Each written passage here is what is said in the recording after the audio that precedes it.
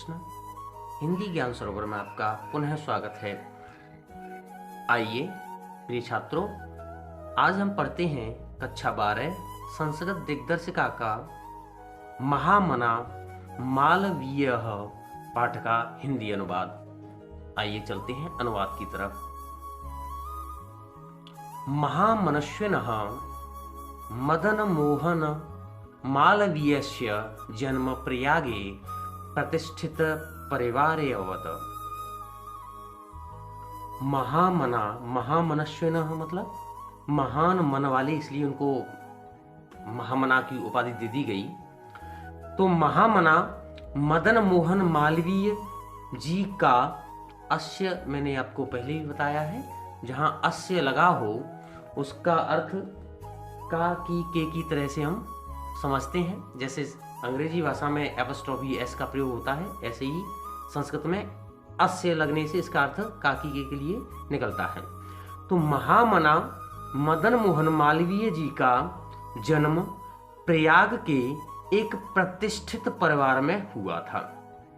प्रतिष्ठित परिवार आप जानते ही हैं, एक सम्माननीय परिवार। अस्य पिता पंडित ब्रजनाथ मालवीय संस्कृतस्य सम्मान्यः विद्वान आसीत। इनके पिता, जिनका नाम था पंडित ब्रजनाथ मालवीय जी, इनके पिता पंडित ब्रजनाथ मालवीय जी संस्कृत के एक सम्माननीय विद्वान थे। अयम प्रयागे एवं संस्कृत पाठशालायां राजकीय विद्यालय म्योर सेंट्रल महाविद्यालये च शिक्षां प्राप्य अत्रैव राजकीय विद्यालये अध्यापनम् आरब्धवान्। अयम प्रयागे एव माने ही, इन्होंने प्रयाग में ही संस्कृत पाठशाला, संस्कृति एक पाठशाला और राजकीय विद्यालय और म्योर सेंट्रल महाविद्यालय डिग्री कॉलेज चमाने, और इन्होंने प्रयाग में ही संस्कृत पाठशाला, राजकीय विद्यालय और म्योर सेंट्रल महाविद्यालय शिक्षा प्राप्य से शिक्षा प्राप्त करके या शिक्षा प्राप्त की, अत्रैव और यहीं पर, यहीं कहां, राजकीय विद्यालय में अध्यापनम आरब्धवान, अध्यापन कार्य प्रारंभ कर दिया। अध्यापन मतलब पढ़ाना प्रारंभ कर दिया। एक बार पुनः देखते हैं। इन्होंने प्रयाग में ही संस्कृत पाठशाला, राजकीय विद्यालय और म्योर सेंट्रल महाविद्यालय से शिक्षा प्राप्त करके यहीं राजकीय विद्यालय में अध्यापन प्रारंभ कर दिया। युवकः मालवीयः स्वकीयेन प्रभावपूर्ण भाषणेन जनानां मनांसे अमोहयत। युवक मालवीय ने स्वकीयेन अपने या स्वयं के ओजस्वपूर्ण भाषणों से, प्रभावपूर्ण भाषणों से, आप इसको ज्यों का त्यों समझ सकते हैं, प्रभावपूर्ण भाषणों से, भाषण आप जानते हैं बोलने की शैली, तो एक विशेष प्रभाव की ये वक्ता थे। इनका अलग ही अपना एक अनूठा अंदाज, अनूठा प्रभाव था। तो युवक मालवीय ने अपने ओजस्वीपूर्ण भाषणों से लोगों के मन को मोहित कर लिया, मोह लिया। अतः अस्य सुहृदः, अतएव इनके चाहने वालों ने, सुहृद माने प्रियजनों ने, तम प्रांग विभाग पदवी प्राप्य, इनसे वकालत की पदवी प्राप्त कर, प्रांग विभाग पदवी मतलब वकील बन जाने के लिए, तो पदवी है तो कौन सी, किसके लिए बोला कि तुम वकालत कर लो। इनके चाहने वालों ने, इनके प्रियजनों ने इनसे वकालत की पदवी प्राप्त कर देशस्य श्रेष्ठतरां सेवां कर्तुं प्रेरितवन्तः, देश की सर्वोच्च सेवा करने के लिए इनको प्रेरित किया। एक बार पुनः देखते हैं। इनके चाहने वालों ने इनसे इनको प्रेरित किया किस कार्य के लिए कि ये वकालत की पदवी प्राप्त करें और देश की श्रेष्ठतर सेवा करें। उच्चतम जो सेवा है वो एक वकील बनकर के की जा सकती है, ऐसा इनको प्रेरणा दी गई किनके द्वारा, इनके मित्रवरों के द्वारा। तदनुसारम तब इन्होंने क्रमशः अयम विधि परीक्षा उत्तीर्ण प्रयागस्थे उच्च न्यायालय प्रांग विवाह कर्म कर्तुम आरभत। तदनुसार तब क्रमशः अयम विधि परीक्षा उत्तीर्ण, तब इन्होंने विधि की परीक्षा उत्तीर्ण की, कानून की परीक्षा, विधि माने कानून, कानून की परीक्षा उत्तीर्ण की प्रयागस्थे, और प्रयाग में ही उच्च न्यायालय, प्रयाग में ही स्थित उच्च न्यायालय में प्रांग विवाह कर्म कर्तुम आरभत, वकील बनके वकालत का कार्य इन्होंने प्रारंभ कर दिया। तब क्रमशः इन्होंने कानून की परीक्षा उत्तीर्ण कर प्रयाग में ही उच्च न्यायालय में वकालत का कार्य प्रारंभ कर दिया। विधि प्रकष्ट ज्ञानेन मधुरालापेन उदार व्यवहारेण च अयं शीघ्रमेव मित्राणां न्यायाधीशानां च सम्मान भाजनम् अभवत्। विधेय प्रकष्ट ज्ञानेन, कानून के प्रखर ज्ञान, इनको कानून के विषय में बहुत ज्यादा प्रकष्ट ज्ञान हो गया था, तो कानून के प्रखर ज्ञान और मधुरालापेन, और मधुर बोलचाल से, मीठी भाषा से और उदार व्यवहार से, अयम शीघ्रमेव, ये शीघ्र ही मित्रों चमाने और न्यायाधीश के सम्मान के पात्र हो गए या बन गए। कानून के प्रखर ज्ञान, मधुर भाषा और उदार व्यवहार से ये शीघ्र ही मित्रों और न्यायाधीश के सम्मान के पात्र बन गए। एक बार इसकी पुनः पूरे की हिंदी देख लेते हैं केवल। महामना मदन मोहन मालवीय जी का जन्म प्रयाग के एक प्रतिष्ठित परिवार में हुआ था। इनके पिता पंडित ब्रजनाथ मालवीय संस्कृत के एक सम्माननीय विद्वान थे। इन्होंने प्रयाग में ही संस्कृत पाठशाला, राजकीय विद्यालय और म्योर सेंट्रल महाविद्यालय से शिक्षा प्राप्त की और यहीं राजकीय विद्यालय में पढ़ाना आरंभ कर दिया। युवक मालवीय ने अपने प्रभावपूर्ण भाषणों से लोगों के मन को मोहित कर लिया।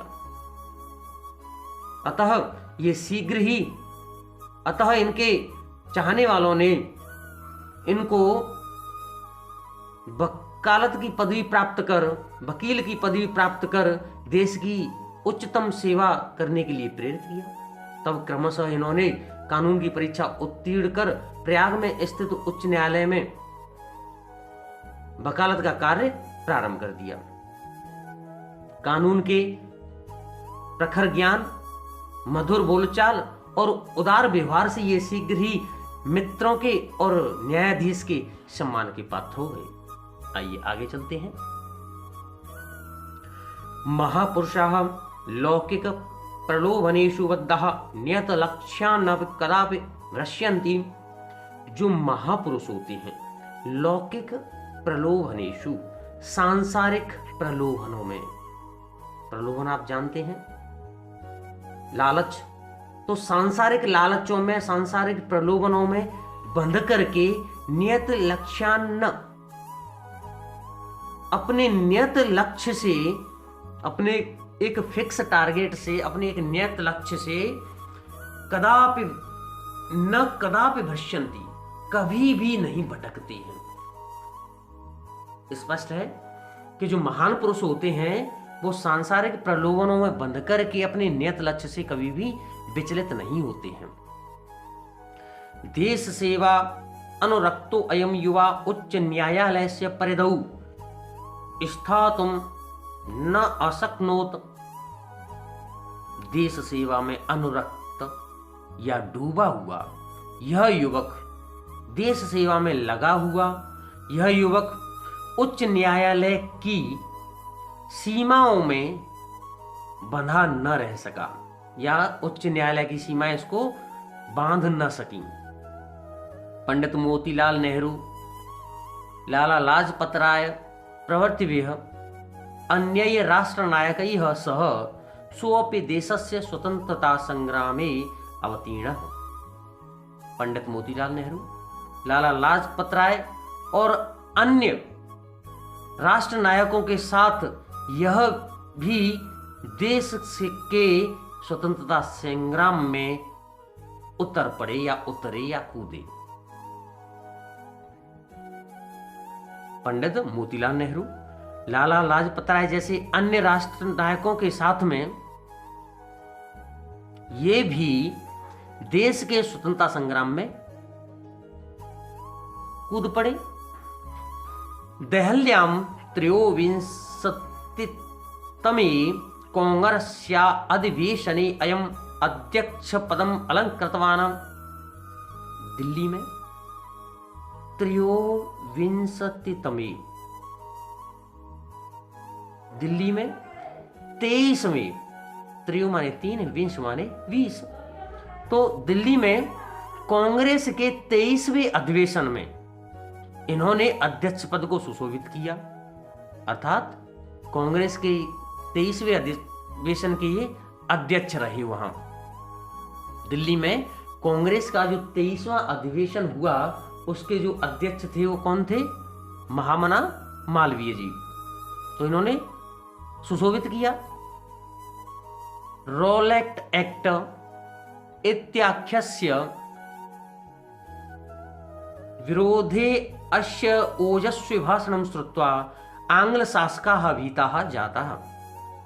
रोलेक्ट एक्ट इस नाम के एक अधिनियम के विरोध में या विरोध के लिए, विरोधे अस्य, विरोध में इनके ओजस्वी भाषण श्रुत्वा, इनके ओजस्वी पूर्ण भाषणों को सुन करके आंग्ल शासकाः, अंग्रेजी शासक भीता जाता, भयभीत हो गए, डर गए। रोलेक्ट एक्ट एक अधिनियम था, अंग्रेजी शासन द्वारा चलाया गया। तो उसके विरोध में जब इन्होंने अपने प्रभावपूर्ण ओजस्वीपूर्ण जब भाषण दिए, तो जब उनके पास, अंग्रेजी शासन के पास जब यह सूचना पहुंची तो वो डर गए। बहुवारं कारागारे निक्षिप्तो अपि अयम वीर देश सेवा व्रतम न अत्यजत। बहुवारं कारागारे निक्षिप्तो अपि, बहुत बार कारागारे माने जेल में डाले जाने पर भी इस वीर ने देश सेवा के व्रत को नहीं त्यागा। समझ आया होगा? एक बार पुनः थोड़ा सा देख लेते हैं इसका अनुवाद। महापुरुष सांसारिक प्रलोभनों में बंध करके कभी भी अपने नियत लक्ष्य से भटकते नहीं हैं। देश सेवा में डूबा हुआ यह युवक भी उच्च न्यायालय की सीमाओं में बंधा न रह सका। पंडित मोतीलाल नेहरू, लाला लाजपत राय आदि अन्य राष्ट्र नायकों के साथ मिलकर के यह भी देश सेवा के स्वतंत्रता संग्राम में उतर पड़े। दिल्ली में कांग्रेस के 23वें अधिवेशन में इन्होंने अध्यक्ष पद को शोभायमान किया, सुशोभित किया। रोलेक्ट एक्ट के विरोध में इनके ओजस्वीपूर्ण भाषणों को सुनकर के अंग्रेजी शासक भयभीत हो गए। बहुत बार जेल में डाले जाने पर भी इस वीर ने देश सेवा के व्रत को नहीं त्यागा। आइए आगे देखते हैं। हिंदी संस्कृत आंग्ल भाषासु अस्य समान अधिकार आसीत्।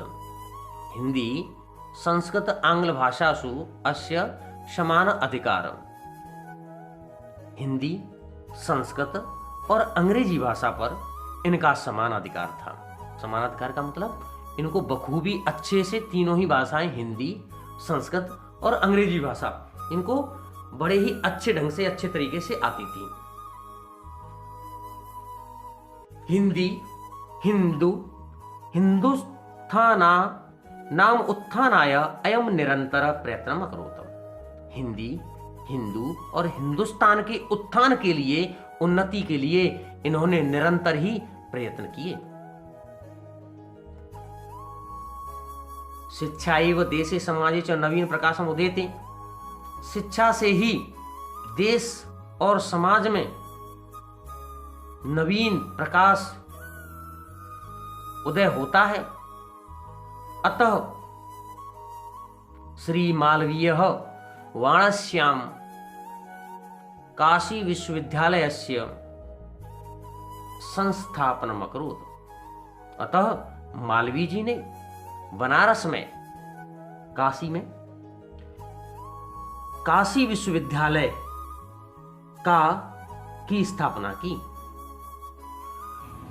अस्य निर्माणाय अयम जनान धनम अयाचत। अस्य निर्माणाय, इसके निर्माण के लिए, अयम जनान धनम अयाचत, इन्होंने लोगों से धन मांगा। अयाचत मतलब याचना की, मांगा। जनाश्च, और लोगों ने, महत्यस्मिन् ज्ञान यज्ञ प्रभूतम धर्मस्मय प्रायच्छन, और लोगों ने इस महान ज्ञान यज्ञ में बहुत सारा धन दिया। तेन निर्मितो अयम, जिससे बना हुआ यह विशाल विश्वविद्यालय, यह विशाल विश्वविद्यालय भारतीय नाम दानशीलतया, भारतीयों की दानशीलता, श्री मालवीयस्य यशः च, और श्री मालवीय जी की यश प्रतिमूर्तिरेव विभाति, श्री मालवीय जी की प्रतिमूर्ति की भांति सुशोभित है या खड़ा हुआ है। साधारण स्थिति को अपि जनः महतो उत्साहेन मनस्वितया पौरुषेण च असाधारणमपि कार्यम कर्तुं क्षमा। साधारण स्थिति वाला कोई व्यक्ति अपने महान उत्साह और मन से और पौरुष से असाधारण कार्य करने में सक्षम होता है या कर सकता है। इत्यो दर्शयति, यह दिखाया, यह दर्शाया मनीषी मूर्धन्य मालवीय। यह दिखाया किसने? ज्ञानियों के ज्ञानी मालवीय जी ने। एतदर्थमेव जनास्तम महामना इत्युपाधिना अविधातुम् आरब्धवन्तः। एतदर्थमेव जनास्तम, इसी के अर्थ में या इसी के लिए ही या तभी से ही लोगों ने इनको महामना की उपाधि से या महामना के नाम से बुलाना प्रारंभ कर दिया। महामना विद्वान वक्ता धार्मिको नेता पटु पत्रकारश्चासीत्। महामना विद्वान वक्ता, वक्ता मतलब बोलने वाले, धार्मिक नेता और एक कुशल पत्रकार थे। परमस्य सर्वोच्च गुण जन सेवैव आसीत, लेकिन इनका जो सबसे बड़ा जो सर्वोच्च गुण था वो लोगों की सेवा था। यत्र कुत्रापि, जहां कहीं भी, अयम जनान दुखितान पीन्यमानाश्च पश्यत तत्रैव स शीघ्रमेव उपस्थित। यह जहां कहीं भी लोगों को दुखी पीड़ित देखते वहां शीघ्र ही, तत्रैव स शीघ्रमेव उपस्थित, वहां यह शीघ्र ही उपस्थित हो जाते। सर्वविधिम सहायश्च अकरोत्, और सब तरह से सहायता करते। प्राणी सेवा अस्य स्वभाव एव आसीत्, प्राणी सेवा इनका स्वभाव था, प्राणी सेवा इनका स्वभाव ही था। अद्य अस्माकं मध्ये, आज हमारे बीच, अद्य अस्माकं आज हमारे मध्य, आज हमारे बीच, अनुपस्थितो अपि, अनुपस्थित होते हुए भी, महामना मालवीय स्वयश शो अमूर्त रूपेण प्रकाशम वितरण। महामना मालवीय अपने यश की, यश से अमूर्त रूप से प्रकाश बिखेर रहे हैं। बिखेरते हुए अंधे तमस निमग्नान, अंधे तमस निमग्नान, और अंधकार में डूबे हुए जनान लोगों को सन्मार्गम दर्शयन, सन्मार्ग दिखाते हुए स्थाने स्थाने जने जने उपस्थित एवं, स्थान स्थान पर और जन जन में उपस्थित हैं।